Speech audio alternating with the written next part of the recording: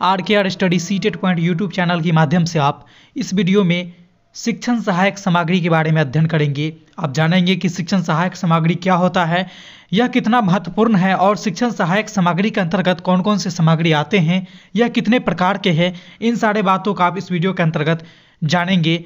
मैं राजन कुमार रोशन स्वागत करता हूं आप सभी को अपने YouTube channel are study CTET point पे। तो चलिए वीडियो को स्टार्ट करते हैं और जानते हैं कि शिक्षण सहायक सामग्री क्या होती है।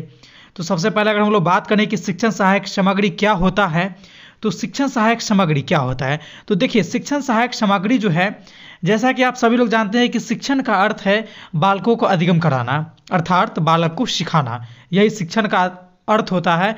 और अधिगम की प्रक्रिया में अध्यापक विविध प्रकार के एवं विभिन्न प्रकार के शिक्षण के सिद्धांत, शिक्षण की पद्धतियां एवं शिक्षण विधियों के द्वारा अधिगम को कराते हैं।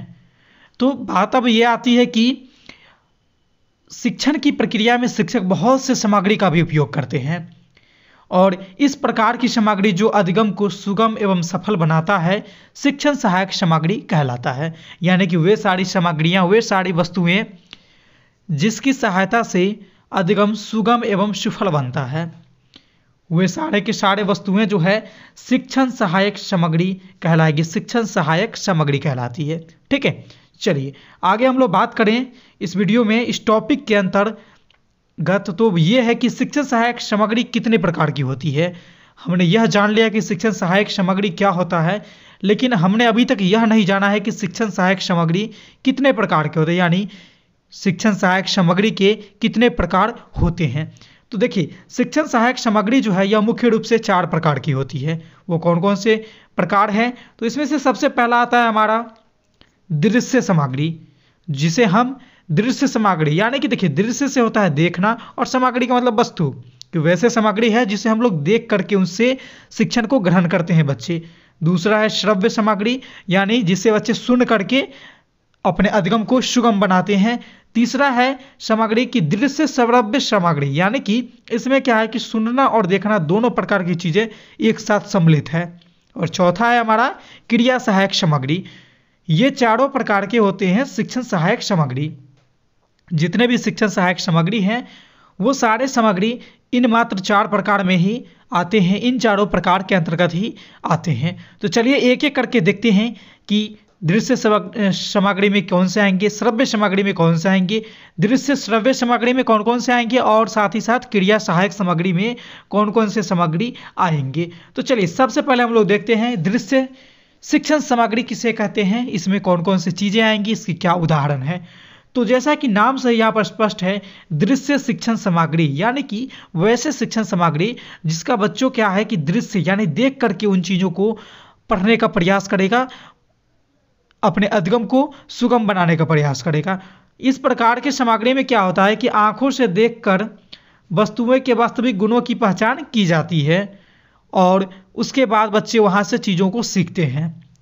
ठीक है, दृश्य सामग्री की दृश्य शिक्षण सामग्री की अगर हम उदाहरण की बात करें तो कुछ इस प्रकार से होगा, जैसे हमारा श्यामपट्ट, चित्र, चार्ट, ग्राफ, समाचार पत्र, नक्शा, मॉडल, प्रदर्शन, स्लाइड यानी फिल्म, टिकट, सरणी, ये सारी चीजें आएंगी। इसमें क्या है कि बच्चे श्यामपट्ट को देखेंगे फिर सीखेंगे, चित्र को देखेंगे फिर सीखेंगे, समाचार पत्र को पढ़ने के लिए क्या है कि उसको देखना पड़ेगा आंखों से, नक्शा को जानने के लिए बच्चे देखेंगे, इसी तरह से फिल्म को बच्चे देखेंगे और टिकट, समय सारणी इत्यादि को भी बच्चे देखेंगे आंख से, फिर जाकर के क्या है कि बच्चे वहां पर चीज़ों को सीखेंगे, सीखने का प्रयास करेंगे। तो ये सारे के सारे वस्तु जो है क्या किसके अंतर्गत आएंगे, तो ये सारे के सारे वस्तु दृश्य शिक्षण सामग्री के अंतर्गत आते हैं। चलिए अब हम बात करेंगे दूसरे प्रकार के शिक्षण सामग्री जो है हमारा श्रव्य शिक्षण सामग्री।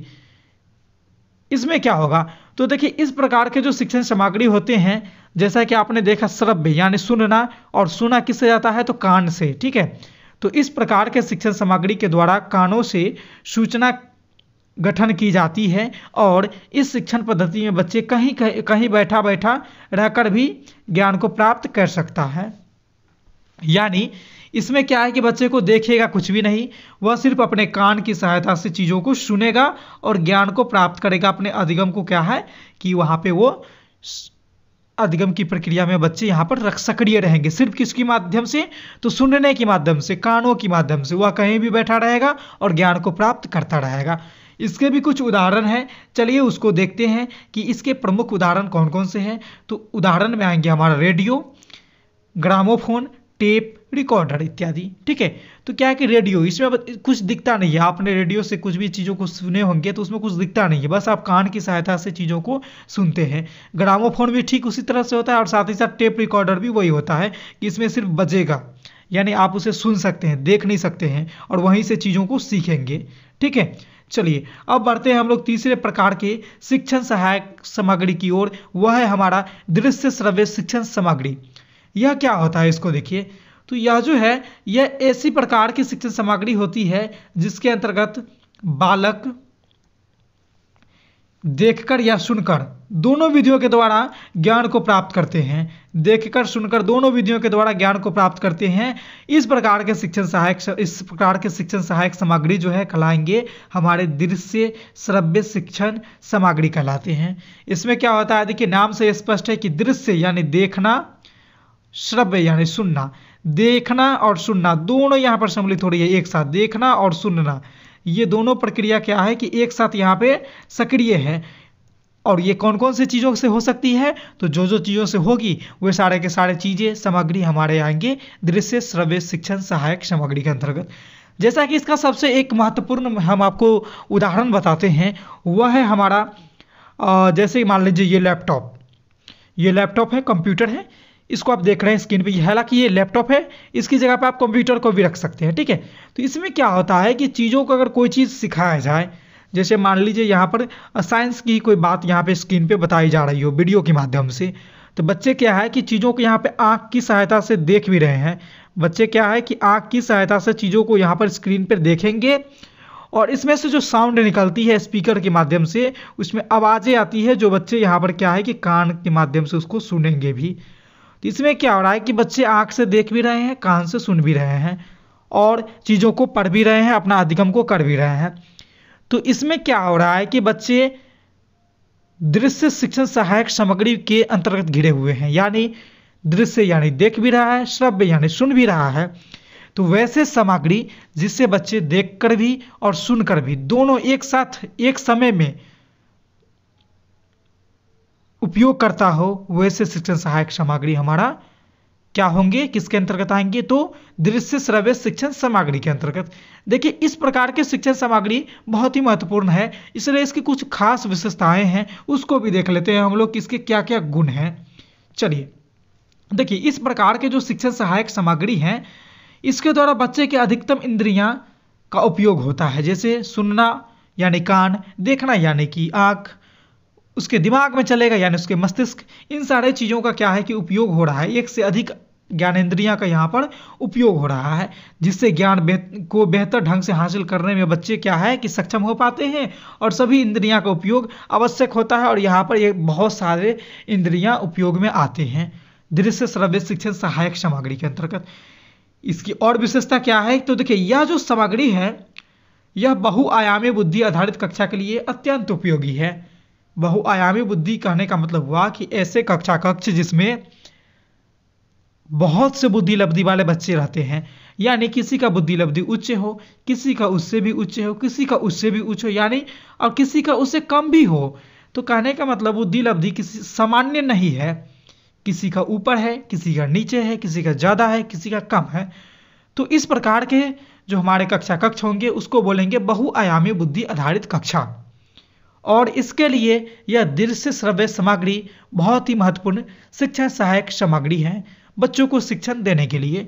इसकी और क्या क्या इसकी विशेषता है, तो इस प्रकार के शिक्षण सामग्री के उपयोग से किसी भी विषय वस्तु को रोचक एवं सरल बोधगम्य में बनाया जा सकता है, और बच्चे को वहाँ पर पढ़ने में आसानी भी होगी, सीखने में आसानी भी होगी। दृश्य श्रव्य सामग्री के अंतर्गत जो है कुछ चीज़ें आती है जिसको हम लोग देख लेते हैं। जैसे हमारा आ गया टेलीविज़न, विषय वस्तु पर आधारित चलचित्र जिसे फिल्म बोलते हैं, प्रोजेक्टर इत्यादि, ये सारे के सारे चीज़ हमारे आएंगे दृश्य श्रव्य सामग्री के अंतर्गत। चलिए अब हम लोग चौथे सामग्री की ओर बढ़ते हैं, जो हमारा लास्ट शिक्षण सहायक सामग्री है वह है क्रिया सहायक शिक्षण सामग्री। यह क्या होता है? देखिए, क्रिया सहायक शिक्षण सामग्री क्या होता है? तो क्रिया सहायक शिक्षण सामग्री के द्वारा ज्ञान वास्तविक होता है, यानी इससे जो बच्चे ज्ञान को प्राप्त करेंगे वह एक वास्तविक ज्ञान होगा। ठीक है, कैसा ज्ञान होगा? तो वास्तविक ज्ञान होगा। इनके द्वारा नई नई चीज़ों का अध्ययन किया जाता है। किसके द्वारा? तो क्रिया सहायक शिक्षण सामग्री के द्वारा नए नई चीज़ों का क्या है कि अध्ययन किया जाता है। इससे बालकों को व्यक्तिगत अनुभव की प्राप्ति होती है। जब बच्चे खुद से अनुभव करेंगे तो उसे व्यक्तिगत अनुभव की अनुभूति होगी, प्राप्ति होगी, वो उससे लगेगा कि हमने कुछ सीखा है आज। ठीक है, चलिए अगला जो यहाँ पर है उसकी ओर बढ़ें तो क्रिया सहायक शिक्षण सामग्री की कुछ उदाहरण को देखते हैं कि इसके कौन कौन से उदाहरण होते हैं जिसे क्रिया सहायक शिक्षण सामग्री के अंतर्गत रखा गया है। तो देखिए, जैसे कि किसी ऐतिहासिक स्थान का भ्रमण कराया जाता है, किसी ऐतिहासिक स्थान का बच्चों में भ्रमण कराया जाता है, तो यह जो क्रिया आएगी वह आएगी हमारे क्रिया सहायक शिक्षण सामग्री के अंतर्गत। चूँकि हमारे पाठ्यक्रम में है, पाठ्यचर्या के अंतर्गत है, ये सारी चीज़ें करिकुलम में है, तो कहीं ना कहीं इसका कुछ खास उद्देश्य होगी, तभी तो शामिल किया गया है। भ्रमण कराना आप स्कूल में देखते होइएगा कि बच्चों को भ्रमण पे ले जाया जाता है, उसके ऐतिहासिक चीज़ों को दिखाया जाता है, चिड़ियाघर को दिखाई जाती है। तो इसमें क्या हो रहा है कि बच्चे खुद से अनुभव ले रहे हैं वहाँ पे आमने सामने। और यह जो शिक्षण विधि है यह एक शिक्षण का ही विधि है, भ्रमण कराना। और यह जो शिक्षण विधि है यह विधि क्रिया सहायक शिक्षण सामग्री के अंतर्गत आते हैं। इसके अंतर्गत जैसे किसी संग्रहालय का भी भ्रमण कराया जा सकता है, किसी उद्यान का भी भ्रमण कराया जा सकता है, किसी ऐतिहासिक स्थल हो, किसी धार्मिक स्थान हो, किसी ऐसे स्थान हो जहाँ हमारे संस्कृति और सभ्यता उससे जुड़ी हुई हो, इन सारे चीज़ों का यहाँ पर बच्चों का भ्रमण कराया जाता है। और जिससे क्या है कि बच्चे को चीज़ों को जो किताब में बच्चे पढ़ेंगे वो जब प्रत्यक्ष रूप से देखेंगे तो ज़्यादा आसानी से सीखेंगे। इसीलिए शिक्षण सहायक सामग्री के अंतर्गत क्रिया सहायक शिक्षण सामग्री भी बहुत ही महत्वपूर्ण सामग्री आती है। चलिए अब हम लोग बात करते हैं कि शिक्षण सहायक सामग्री का क्या महत्व होता है, इसे जो शिक्षक उपयोग में लाते हैं इसका क्या महत्व है। देखिए, यह ज्ञान को प्रभावशाली बनाता है। सबसे पहली बात है कि यह शिक्षण सहायक सामग्री जो है यह ज्ञान को प्रभावशाली बनाते हैं, वही इसके उपयोग से कक्षा की निरस्ता खत्म हो जाती है। यानी बच्चों में क्या है कि एक रुचि जग जाती है पढ़ने में। शिक्षण सहायक सामग्री का उपयोग अगर शिक्षक करते हैं तो वही बात करें कि शिक्षण सहायक सामग्री उपयोग करने से जटिल और सूक्ष्म ज्ञान को सरलता से समझाया जा सकता है। ठीक है, और इसके उपयोग से विद्यार्थी को अनुभव प्राप्त होता है और ज्ञान को अस्थायी बनाने में मदद करता है। ज्ञान को अस्थायी बनाने में मदद करता है। ठीक है, ज्ञान को कैसे बनाने में मदद करेगा? तो ज्ञान को अस्थायी बनाने में मदद करता है। ठीक है, चलिए अगला जो इसका महत्व है वो कुछ इस प्रकार से है कि इसके उपयोग से शिक्षा की अधिगम प्रक्रिया में हमेशा सक्रियता रहती है। बच्चे हमेशा यहाँ पर सक्रिय रहते हैं, जागरूक रहते हैं, सीखने के तत्पर रहते हैं। शिक्षण सहायक सामग्री के उपयोग से ज्ञानेंद्रियों का भी विकास होता है और यह शिक्षार्थी में उत्सुकता उत्पन्न करती है, यानी जिज्ञासा को उत्पन्न करती है। तो आज के इस वीडियो में आपने शिक्षण सहायक सामग्री के बारे में जाना, उसके कितने प्रकार होते हैं, उसके क्या महत्व होते हैं और कौन कौन से प्रकार के अंतर्गत किन किन सामग्री आएंगे, यानी उदाहरण को भी जाना। मैं उम्मीद करूंगा कि यह जो वीडियो है आपको अच्छे से समझ में आ गई होगी, यह आपके लिए महत्वपूर्ण भी है। आज की इस वीडियो में बस इतना ही था। फिर मिलते हैं अगले वीडियो में नए टॉपिक के साथ। तब तक के लिए देखते रहिए हमारे channel RKR study CTET point को। धन्यवाद।